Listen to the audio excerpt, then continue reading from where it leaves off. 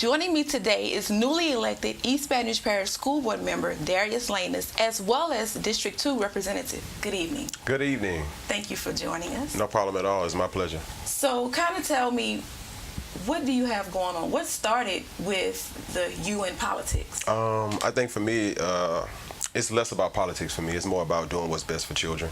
I've been in education now for the past 5 years, and I've been working in some of our lowest performing schools and some of our most at-risk youth. And to me, I think that they need advocates. I think that they need advocates that look like them, that think like them, and that can get things done on their behalf. I think that their voices are important, and I think that anybody that's going to fight for them, they need to make sure that those voices are also heard at the end of the day. So that's always my driving force. The community that I represent now is the same community that I went to school in. When I was coming up, I was raised in the Glen Oaks community. I'm still rooted in that community to this day. I attended Forest Heights Elementary, Glen Oaks Middle School, which is now shut down and closed, as well as Glen Oaks High School. So for me, it has always been about giving back to those students and letting them see that there is somebody out there fighting for them, because they do matter at the end of the day. Glen Oaks Middle is shut down? Yes, this has been shut down now for the past 5 years due to low performance and also inequitable funding for the school. Is that something you're looking into reopening? Absolutely. I don't know if it'll be at the same campus, because the current campus has not been kept well in terms of preventative and corrective maintenance. The buildings are for the most part condemned, so I would like to see that building torn down, because I don't want to see blight in that area. I think it's the last thing that those constituents as well as those students should see on a regular basis is blight. I would love to see Glen Oaks Middle School come back. The way that we get there, I think that we work across the lines with the board to see that we are doing the right things in that area for those students. Why District 2? It's my heart. You know, for me, everything about my campaign has been community-centered from the very beginning, which is why I initially started off by saying I'm not going to accept any funds from East Baton Rouge Parish, and I wanted to take those monies and pour it back into my community by creating scholarships and also making District 2 the very first scholarship school board district. The way that we have projected the amount of money that's going to be invested into those students is going to be about $144,000 over 12 years. And that's not any money that we have to go out and raise. That's not any taxes that we have to come out and try to implement and pass again, because in Louisiana we have some of the highest taxes in the country. It's money that's coming directly out of my pocket, and I'm giving back to my community and to those students. Interesting. So during the day, you're an educator. What's that like? It's very busy.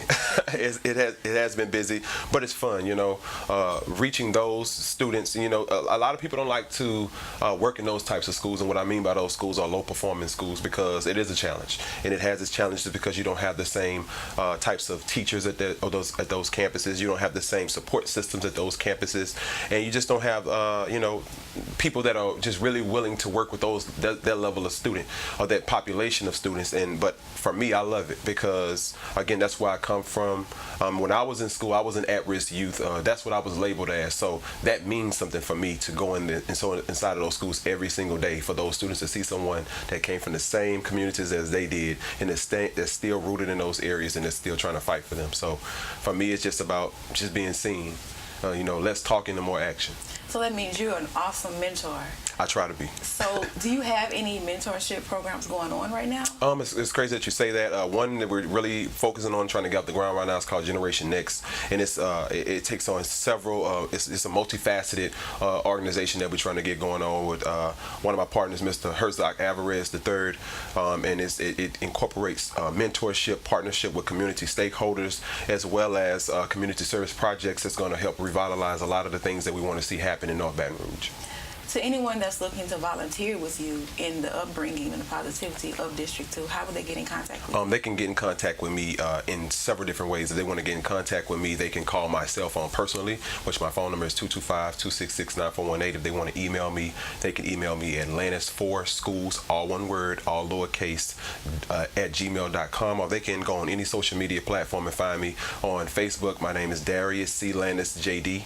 On Instagram, my name is Darius.Lanus. But any shape or form, any way that they can get in contact with me, I'm always open, always willing to bring in newcomers and anybody that wants to engage in helping to transform those communities. Do you have any community events coming up? None right now. Actually, I'll take that back. I'm sorry. There's a community event on Saturday, January the 28th. It's with SLICE, which stands for the South Louisiana Coalition of Educators. Myself, as well as the other newly elected school board member, Tremel Howard, that we're hosting with the community just to talk about a lot of the things that we want to get done over this next year. And of course, rolling out our 100-day plans to say how we're going to try to progress in working on several different key areas, one of which is universal early child education, which is vitally important for low performing schools. Also teacher pay. In Louisiana, we have some of the lowest salaries for our teachers, and that's something that we definitely have to get in front of. The national average right now for our teachers is about $56,000 a year. The regional average is about $52,000 a year. In Louisiana, we're below that. In Louisiana, the average for teachers is about $48,000, but in East Baton Rouge Parish is about $44,000. So we have some work to get done. I know the governor has committed to making sure that we can make those things happen. So we're going to be very proactive. Everybody that's working with myself about working with the governor of Louisiana to get those things done, working with the mayor of Baton Rouge to get in front of Cradle to K programs, again, universal early child education, and also working across the board with our Republican colleagues to make sure that we can get those things done for our teachers because they deserve it too. How many years have you been in this fight for education? I've been in this fight now, man, it goes back. You know, when I was in undergrad, I was actually a Ronald E. McNair Scholar. Yes, at Southern University. Okay. And when I was there, I had the opportunity to study at the University of Illinois with one of the most profound professors in the country for black history and black education, which is Dr. James D. Anderson. And under his tutelage, I learned so much about how to advocate on behalf of schools like Southern University, HBCUs that reflect Southern University like Grambling, Xavier, and how to fight on a statewide level to advocate for those schools and be a voice for them. The research that I conducted was surrounded around protecting HBCUs, much like Southern University, and making sure that we sustain those types of schools because they have a place within our communities. You know, historically, we were not allowed to go to PWIs, which is referred to as predominantly white institutions. So HBCUs were created for us to attend, and they are still vitally important today because non-traditional students don't necessarily or don't always go to are the same. They're not on the same track as traditional students or students that go to college right out of high school. Non-traditional students are typically people that work jobs every single day and have to go to school at night. I was that type of person. Even though I went to school right out of high school, I was still the type of person where I had to work in order to pay my way through school. But I used that as a pathway to help me create my future and find success in everything that I do now. I was reading an article about you before the interview, and it said that you're very passionate about charter schools. I know that Crystal Ray, isn't it a part of the Franciscan, is it not the Lake School, the school that the Lake had? Okay.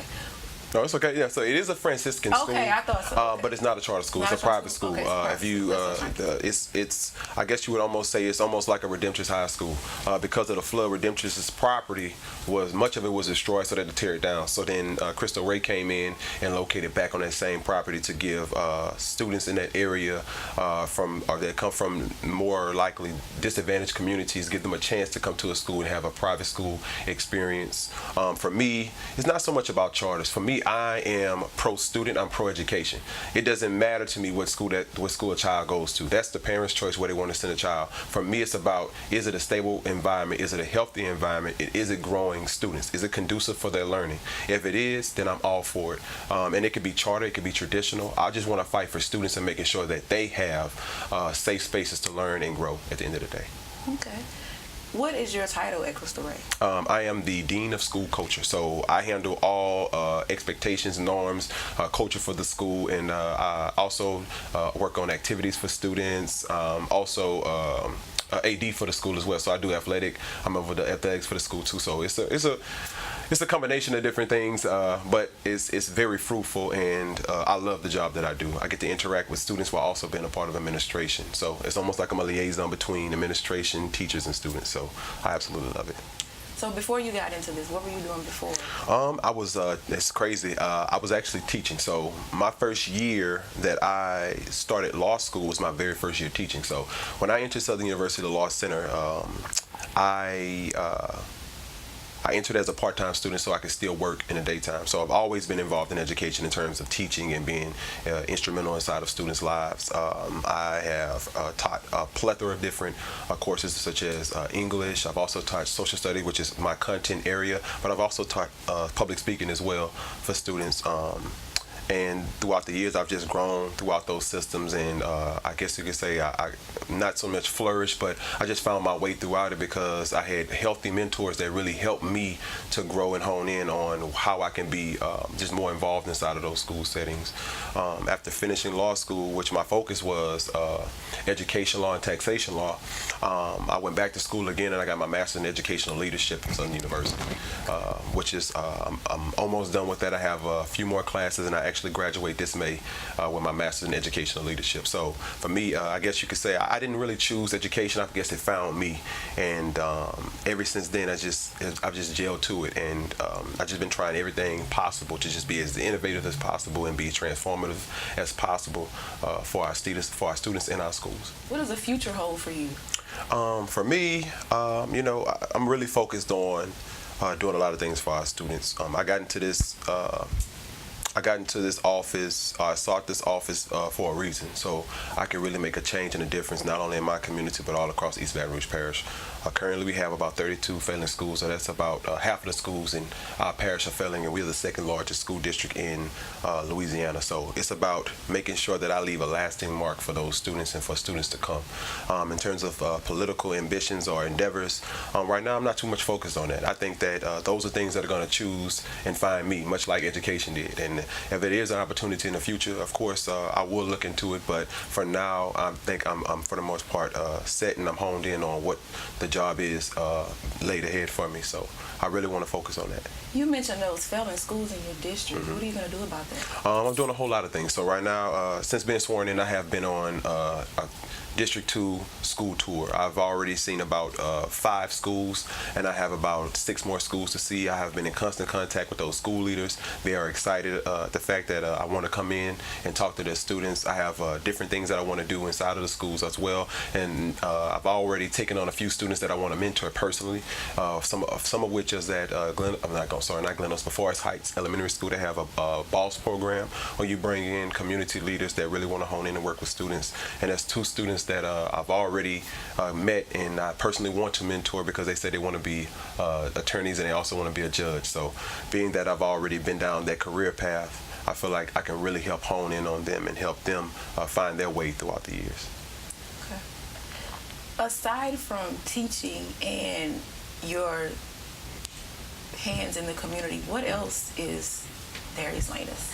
Who else is Dadrius Lanus? He's just very community-centered. He's a fun guy. I think some people really see me in a more serious light, but once you get to know me, you'll find out that I'm really a silly person. You know, I think that there's a time and a place for that, though. And when you talk about schools and students, I don't think this is a time to play. I think that it's a very serious matter, more specifically in those communities that look like mine, District 2, District 3, District 4, District 5, where we have a slew of failing schools, and that's really what I want to try to help fix. Is Crystal Ray a part of District 2? Yes, it's actually in the District 2 community, but it's not a District 2 school. But I treat every school the same way. I don't care if you are a BESI approved charter. I don't care if you are EBR approved charter or a traditional school.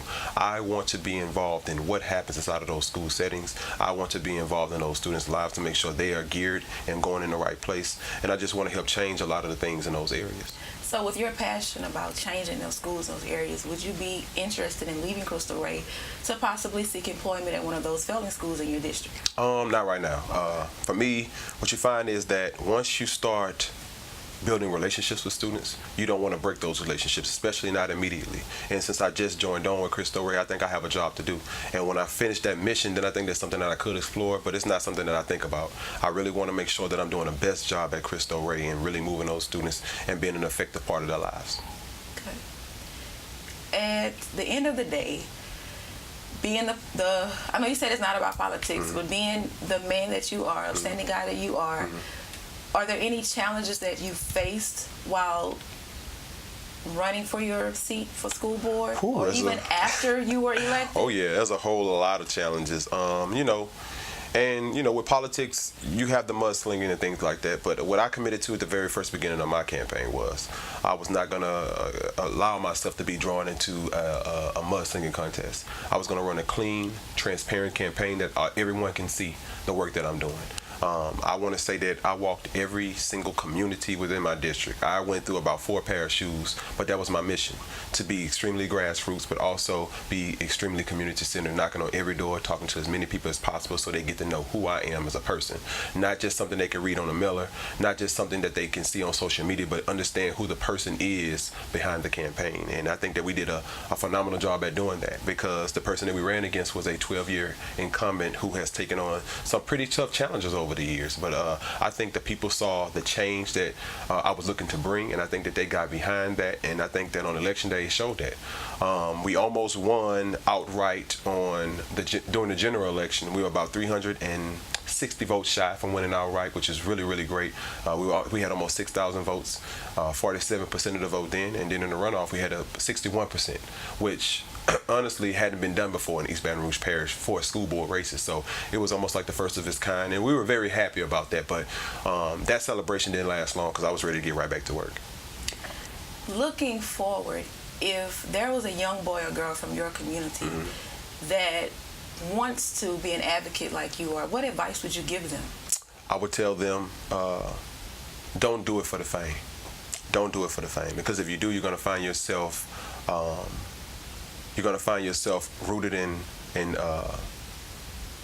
only yourself. I would tell them to do it for the passion of your community. Always allow other people to be a part of your team. Don't worry so much about getting all of the shine, because when you do the work, the shine is going to be there. The attention is going to find you. You don't have to always go out and try to be the person that always speaks.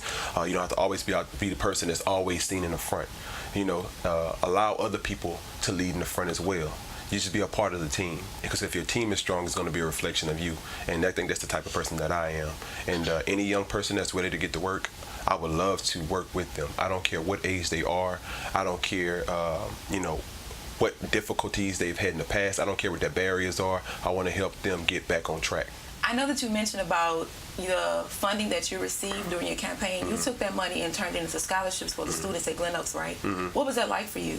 Well, that wasn't the only thing that we did. So before we even got into the campaign, I was already getting involved in different scholarships. One of which was the Sankofa Scholarship that I partnered with 2 other Southern University alum, and we did a competition where we told students that were going to be first-time students being admitted to Southern University that if they met a list of criteria, we were going to select the best student, and we ended up doing that. And I was very proud of that.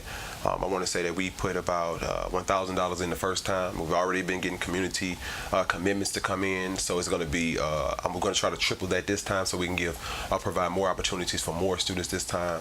We're also going to create the Glen Oaks High School Alumni Foundation, where we can make sure we have scholarships for students, but also if there are parents that are in need. There may be some parents that may not have the funds to pay for supplies for their students, or may not have the funds to pay for school clothes. They can come to the Glen Oaks High Alumni Foundation and they can apply for a scholarship to take care of those students. But also we have the District 2 scholarship fund that's going to be for all students in District 2, not just Glen Oaks. So that'll be Northeast, Glen Oaks High School. Any student that is preparing to go to college, we're going to make sure that we have the funds there to help them. And it could be used in 3 different ways. If they want to go to college, it could be used to help pay for their school fees. If they want to go into the industrial field, they can pay for their industrial training, such as OSHA and TWIC. And if they want to create a local small business, they can also apply for it to do so too, because we know that we're having a problem in the North Baton Rouge area, more specifically in that District 2 area, with creating local small businesses. I think that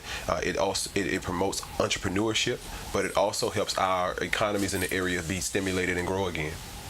Where are you getting the funding from for these scholarships? It's all coming out of my pocket.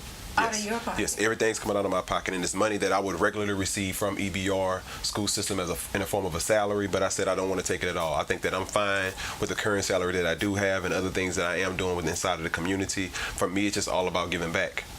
So let me make sure I get this right. Any child in District 2 that is graduating and wants to further their education, you have the funding for them? Yes, we will have the funding for them. That'll be about $12,000 every single year. All they have to do is apply. And again, in the first 4 years of my first term within being in office, that'll be almost $50,000 invested into those students. And over the 12 years of my full term and being in office, it'll be almost $150,000 invested back into them. Now, is there a certain GPA that they need to maintain? Yes, Are there yes. requirements for these scholarships? Yes, so it is a requirement. Okay. So it'll be such things like the minimum GPA would be a 2.5. Now we could set it higher, but I want to give students that are that may not be as high also a chance. I think it's also about the character. You know, so oftentimes we look at GPA, but I also want to look at the character of the students. They have to commit to community service projects. That way, and we're talking about cleaning up the community, just being readily involved inside of the community and around District 2. I think that's really big, and it also speaks to their character again. And also essay writing contest. I want to know what you want to use the funds for. You know, we don't just want to give funds out that easily, and we don't know where the funds are going to go. We want to make sure that it is a steady commitment, and we want to make sure that that is something that we can continue, that is sustainable. Since you've been elected, you have a record of everything that you've changed so far. What else, aside from education in the community and those things, that you're looking to change? I want to change the conditions of how we see the culture in North Baton Rouge. When you talk about North Baton Rouge communities, all you hear about are the bad things. You hear about the crime. You hear about the lack of jobs. You hear that we don't have sustainable healthcare systems, and all of those things are true. So I want to get involved in things that school board members don't readily talk about. I want to talk about things that happen in the legislature. I want to talk about things that happen on the citywide level. I think because in these positions of power, we are almost take those things on inherently, and I want to make sure that those things are addressed, because those things also affect my students and they also affect me as well. If we don't have hospitals, then how can we adequately receive health care? If we don't have effective schools, then how can we expect our students to grow? How can we expect our areas to grow? So those conversations need to be had, and I want to make sure that I'm at the table to ensure that those conversations are being facilitated correctly. I think that Connections with Kenyatta Collins is excited to have you on board as a guest, and if there's anything that we can do at Connections to assist in your District 2, let us know. Thank you so much. It was a pleasure being here. I thank you all for inviting me, and if you ever want me back, please let me know. Anything I can do to help you all, just let me know. I'm always going to be there for you. We'll be right back.